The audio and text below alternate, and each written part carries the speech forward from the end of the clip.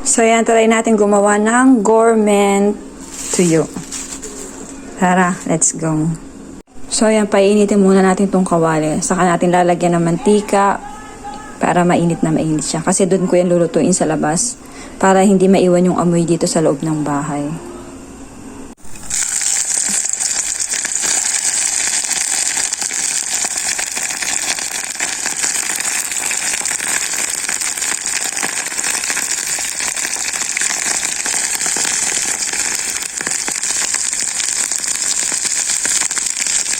Ito na yung niluto natin sa labas na tuyo. Aalisan naman natin siya ng ulo at saka ng kaliskis. Alisan natin ng tinik. Itong isa na alisan ko na. Pero di ko alisan yung buto.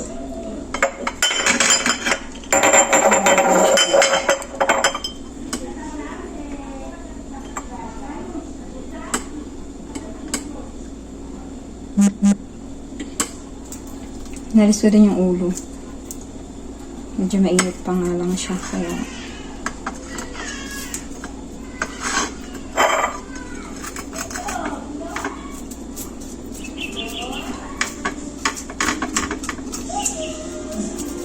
nalis ko din yung kaliskis.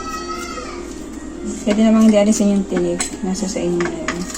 Pero ako aalisin ko yung tinig. Init.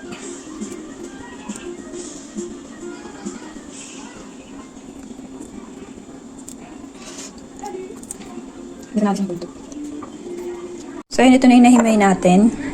Ilalagay ko yung ulo kasi nandito tayo sa ibang bansa. So, lahat ng parts nito is binayara. Pero lang yung tinik, ha? Hindi ang kayang kainin. So, lalagay ko rin siya dito. Kasi, di ba, meron naman talagang nakain ng ulo ng tuyo. Paborito din. So, isasama ko na din siya. Para, ang sayang lang itong tinik. So, hindi naman talaga yung kaya. Let's go. So, yan ang gagamitin kong mantika is itong sunflower. Wala kasi dito. Iba ang nabili kong mantika. So, tama na to kasi ang naluto ko lang naman is 7 piraso. Yan, lagay na natin yung bawang.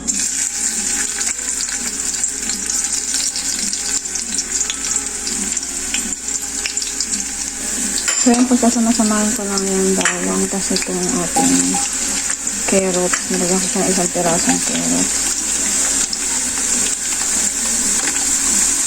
Mahina lang ako. Hindi ko na pag-iwa-hiwala yun kasi hindi naman ito pang benta. Pangkain lang.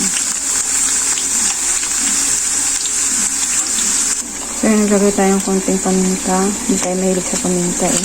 Tapos laurel. Paprika.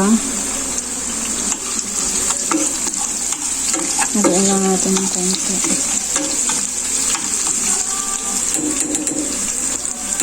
Tapos, maglagay tayo ng vinegar. So, 1/4 yung nilagay yung vinegar.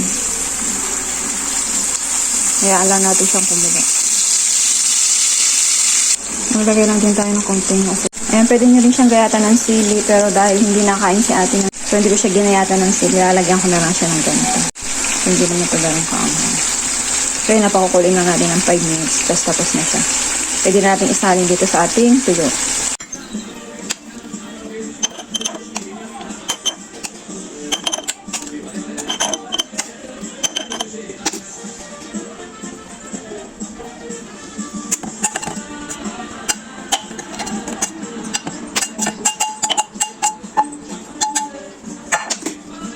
Ayan ang ating gourmet.